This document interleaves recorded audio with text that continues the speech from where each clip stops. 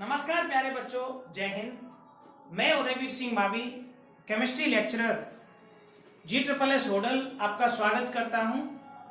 आज class 9th के unit number 2 is matter around us pure, क्या हमारे आसपास के पदार्थ शुद्ध हैं, के पार्ट सेकंड में। प्यारे बच्चों, हमने पार्ट 1 में पढ़ा था जो केमिकल क्लासिफिकेशन होता है पदार्थ का, वो दो तरीके से हम बांटते हैं। एक होते हैं हमारे शुद्ध पदार्थ और दूसरे होते हैं मिश्रण। तो प्यारे बच्चों, हमने पार्ट 1 के अंदर पढ़ा था मिश्रण को। मिश्रण होते हैं दो तरह के, एक होते हैं समांगी, समांगी को हम कहते हैं होमोजीनियस, और एक होते हैं विषमांगी, हेट्रोजीनियस। तो हमने पार्ट 1 के अंदर समांगी और विषमांगी दोनों की परिभाषाएं, दोनों के उदाहरण और दोनों के कैरेक्टरिस्टिक फीचर्स को जाना था। आज हम पार्ट 2 के अंदर पढ़ने वाले हैं शुद्ध पदार्थ को। तो प्यारे बच्चों, सबसे पहले हम समझेंगे हमारी केमिस्ट्री या विज्ञान के अनुसार शुद्ध पदार्थ से मतलब क्या है। प्यारे बच्चों, शुद्ध पदार्थ का मतलब होता है ऐसे पदार्थ जो एक ही प्रकार के कणों से मिलकर बनते हैं।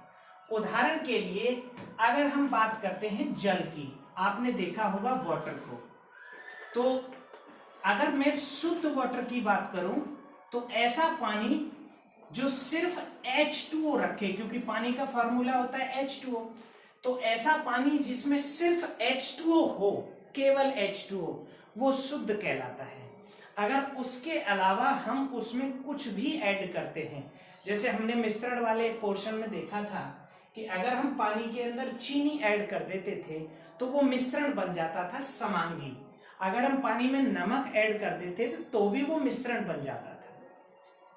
तो अगर इसके अंदर कोई दूसरे प्रकार के कण मिला दिए जाएंगे तो वो शुद्ध नहीं रहेगा। तो शुद्ध पदार्थ की परिभाषा है the substances which made up of only one type of particles are called pure substances, और शुद्ध पदार्थ। एग्जाम्पल इसके लिए हम शुद्ध वाटर ले सकते हैं या शुद्ध धातुएं, बहुत एग्जाम्पल्स हैं, मैं आपको आगे बताऊंगा। अब प्यारे बच्चों, ये जो शुद्ध पदार्थ हैं हमारे, ये दो तरीके के होते हैं। उसमें एक होते हैं हमारे तत्व, एलिमेंट्स। एलिमेंट्स की परिभाषा, फिर हम इसके टाइप बताएंगे। सबसे पहले समझेंगे हम एलिमेंट की परिभाषा क्या है। प्यारे बच्चों, एलिमेंट का मतलब होता है made up of only one type of atoms, जो एक ही प्रकार के परमाणुओं से मिलकर बने होते हैं, उनको हम कहते हैं एलिमेंट्स, या जिनको किसी भी सिंपल रासायनिक विधि द्वारा और सरल कणों में नहीं तोड़ा जा सकता है, उन्हें हम कहते हैं तत्व या एलिमेंट। एग्जाम्पल के लिए अगर हम बात करें हाइड्रोजन की, हाइड्रोजन है, नाइट्रोजन है, ऑक्सीजन है, फास्फोरस है, सल्फर है, नियॉन है, कॉपर है, जिंक है, सोडियम है। ये सभी अपने आप में स्वतंत्र, इंडिपेंडेंट, ये सभी तत्व हैं। अगर हम इनको तोड़ना शुरू करें तो ये इससे ज्यादा सरल फॉर्म में नहीं तोड़े जा सकेंगे।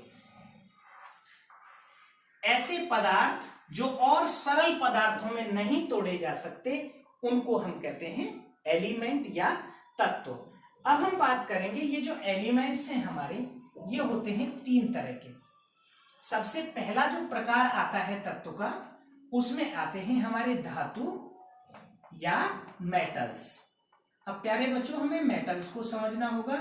हमारी जो डेली लाइफ होती है, इसमें इन मेटल्स का बहुत ज्यादा रोल होता है, बहुत इंपॉर्टेंट होते हैं। तो सबसे पहले हम समझेंगे इनकी तीनों की परिभाषाएं हम पढ़ेंगे। पहले प्रकार लिख लेते हैं। सबसे पहले धातु, दूसरे नंबर पर हमारे आते हैं अधातु, और तीसरे होते हैं उपधातु, जिन्हें हम मेटालॉइड्स कहते हैं।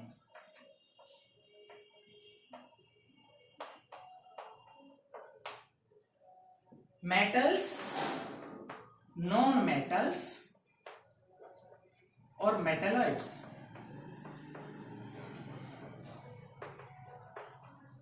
प्यारे बच्चों, मेटल्स वो होते हैं जो अपने वैलेंस सेल से इलेक्ट्रॉन लेकर पॉजिटिव आयन बनाते हैं। जो धनायन बनाते हैं वो धातु कहलाते हैं। अगर हम धातुओं के गुणों के बारे में जाने तो पीछे की क्लासेस में भी और आगे चल के भी आप बहुत बार पढ़ेंगे। 10वीं क्लास में आप धातु अधातु पूरा चैप्टर पढ़ेंगे, 11वीं क्लास में पढ़ेंगे, 12वीं में पढ़ेंगे, 8वीं क्लास में आपने धातु अधातु चैप्टर पढ़ा। तो धातु का मतलब होता है जो विद्युत के बहुत अच्छे चालक हों, विच कंडक्ट इलेक्ट्रिसिटी इजीली, जो हीट के बहुत अच्छे कंडक्टर हों, वो धातु होते हैं। इनकी जो सरफेस होती है, जो सतह होती है, वो शाइनी होती है, ये चमक उत्पन्न करते हैं। ये हीट और इलेक्ट्रिसिटी के गुड कंडक्टर होते हैं। ये सोनोरस होते हैं, मीन साउंड प्रोड्यूस करते हैं व्हेन भी, जैसे आपने स्कूल के अंदर बेल देखी होगी, घंटी, आपने अपने घरों के अंदर वायर्स देखे होंगे, तार, वो कॉपर के बने होते हैं। तो ये सभी धातु की कैटेगरी में आते हैं। ये सभी ठोस होते हैं मरकरी को छोड़कर। All the metals are solid except mercury.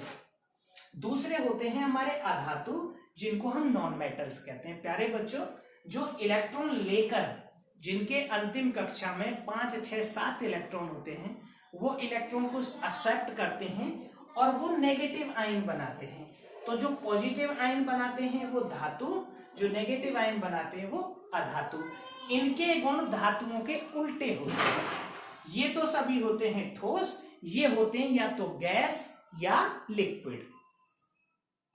अब जिनमें दोनों के ही गुण होते हैं, अब आप कुछ उदाहरण लिख सकते हैं धातुओं के, जैसे हमारा सोडियम है, मैग्नीशियम है, आयरन है Fe, कॉपर है, जिंक है, gold Au, silver Ag, tin Sn, ये हमारे सभी धातुएं हैं। इनके उपयोग भी देख सकते हैं हमारे दैनिक जीवन में। आप जो भी मशीनरी देखते हो या जो इलेक्ट्रिक सप्लीमेंट्स देखते हो, वो सभी धातुओं से मिलकर बने होते हैं। अब बात करते हैं हम अधातुओं की। अधातुओं में आता है हमारा carbon, nitrogen, oxygen, fluorine, chlorine, neon, बहुत सारे जो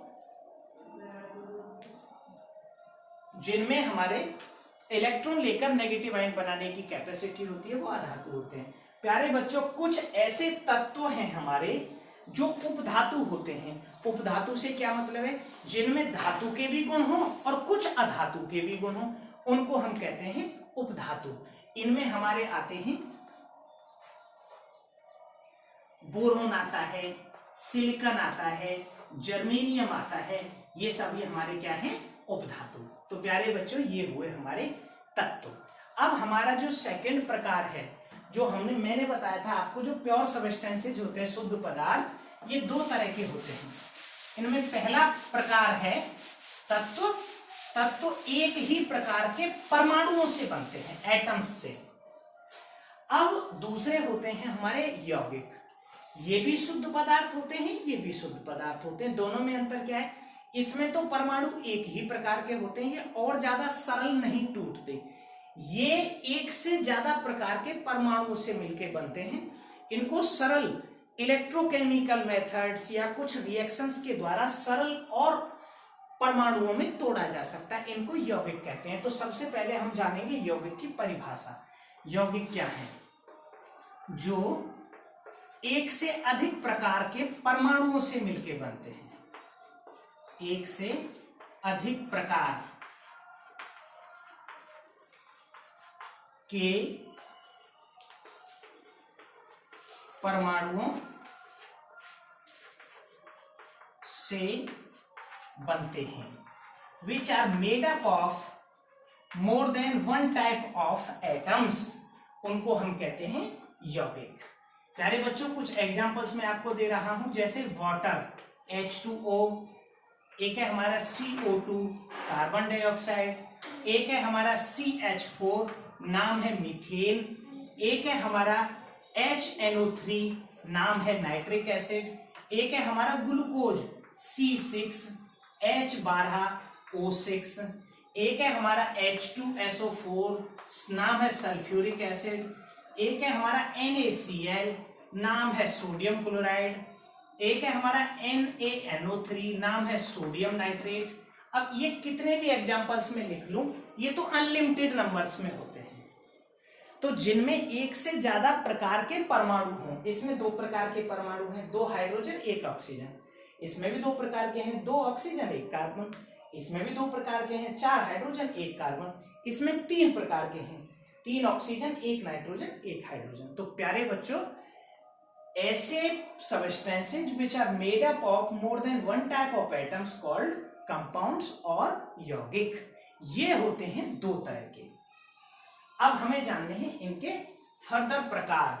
तत्व के आपने 3 प्रकार जाने और अब हम जानेंगे यौगिक के 2 प्रकार। तो प्यारे बच्चों, यौगिक होते हैं हमारे 2 प्रकार के।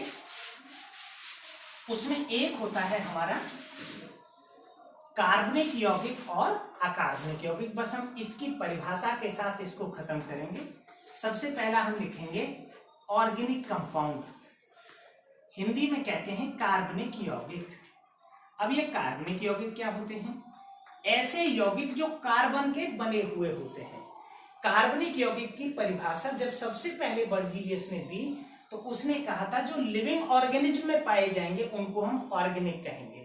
The compounds which contains carbon which made up of carbon and originates from living organism, जो जीवित प्राणियों से पाए जाए या जंतुओं से मिले उनको हम ऑर्गेनिक कंपाउंड्स कहते हैं। इसका उदाहरण हम मीथेन ले सकते हैं, ग्लूकोज ले सकते हैं C6H12O6, और हमारा एथाइल अल्कोहल ले सकते हैं C2H5OH, और ये भी अनलिमिटेड काउंट्स में होते हैं। तो प्यारे बच्चों, इसमें हमारे प्रोटीन्स आते हैं, कार्बोहाइड्रेट्स आते हैं, फैट्स आते हैं, जिनमें कार्बन होता है उनको ऑर्गेनिक कंपाउंड्स कहते हैं। लेकिन जरूरी नहीं अगर सभी में जिनमें कार्बन है वो सभी ऑर्गेनिक हो। जैसे H2CO3 है, इसमें कार्बन तो है लेकिन ये कार्बनिक नहीं है, मीन ऑर्गेनिक नहीं है, ये मिनरल है, बताऊंगा बाद में। दूसरे हमारा प्रकार होता है इनका इनऑर्गेनिक कंपाउंड। प्यारे बच्चों, बहुत सरल है समझने के लिए। इनऑर्गेनिक कंपाउंड्स ऐसे कंपाउंड्स होते हैं जो लिविंग ऑर्गेनिज्म से नहीं पाए जाते, मतलब जो अर्थ की क्रस्ट में पाए जाते हैं, धरती के ऊपर पाए जाते हैं, वो हमारे इनऑर्गेनिक या अकार्बनिक पदार्थ कहलाते हैं। इनको कहते हैं कार्बनिक, इनको अकार्बनिक, जिनमें कार्बन नहीं होता। एग्जाम्पल के लिए जैसे NaCl, आपने देखा है नमक को, NaCl कार्बनिक नहीं होता। जैसे H2O कार्बनिक नहीं होता। जैसे NaNO3 सोडियम नाइट्रेट कार्बनिक नहीं होता। उसी तरह ये जो चौक है CaCO3, ये भी कार्बनिक नहीं होता। अब क्योंकि इसमें बहुत सारे ना कलर्ड चौक भी होते हैं जिनमें रंग होता है, तो दुनिया के जितने भी कलर हैं, रंग हैं, वो सभी ऑर्गेनिक हैं, क्योंकि वो इनेमल्स से मिलकर बनते हैं। जो कलर्ड होते हैं वो कुछ ना कुछ उनके अंदर एडिटिव्स होते हैं, उनसे मिलकर बनते हैं। तो प्यारे बच्चों, इस तरह से हमारे ये शुद्ध पदार्थ हैं, और इनका हमारा जो डेली लाइफ है इसमें आप एग्जाम्पल सभी के, आपको इनको इजीली समझने के लिए समझना होगा कि हमारे जीवन में ये जो शुद्ध पदार्थ हैं, तत्व और यौगिक, ये कहाँ कहाँ इस्तेमाल होते हैं। तो आपको तीनों की परिभाषाएं, धातु, अधातु, उपधातु की परिभाषाएं उदाहरण के साथ, और हमारे दैनिक जीवन में इनका इंपॉर्टेंस क्या है। उसके बाद जो यौगिक हैं, यौगिक की परिभाषा, जो एक से ज्यादा प्रकार के परमाणुओं से बने, फिर यौगिक के प्रकार, ऑर्गेनिक और इनऑर्गेनिक, फिर दोनों की परिभाषाएं और उनके उदाहरण, फिर उनके हमारे दैनिक जीवन में क्या इंपॉर्टेंस है, उनको समझेंगे। सो प्यारे बच्चों, ये था the second part of our chapter is matter around us pure.